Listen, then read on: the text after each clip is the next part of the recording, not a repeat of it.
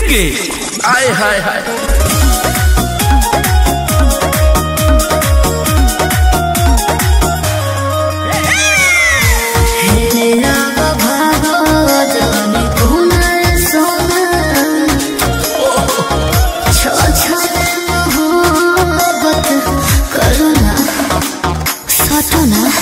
का चाहो तारू का लभकरी के सहरी तू ढारी देबू का। अच्छा पढ़े लिखे वाला लइकन के बिगाड़ देबू का।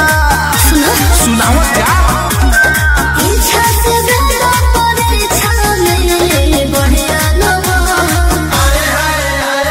पतरी कमर तोरे पतरी कमर छुमला पला छुमला के डर छोले हो जाइते अमर छुमला पला छुमला के डर।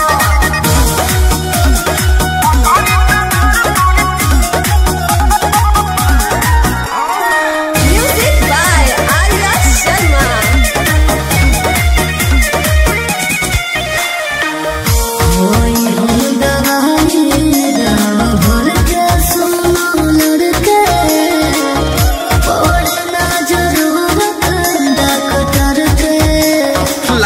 बायोलॉजी पढ़ले बारे सुनते हो कि नहीं बोल ना जौन पागिले ना भइल तौन आज करबू का।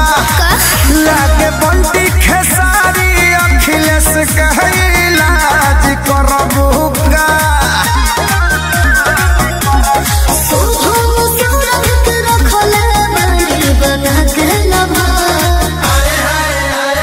पतरी कमर तोरे पतरी कमर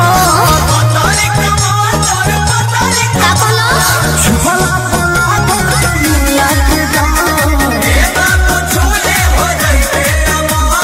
छुपला पला के डर। जा तू 110 साल जिया बे तो एक खुराक दे दो।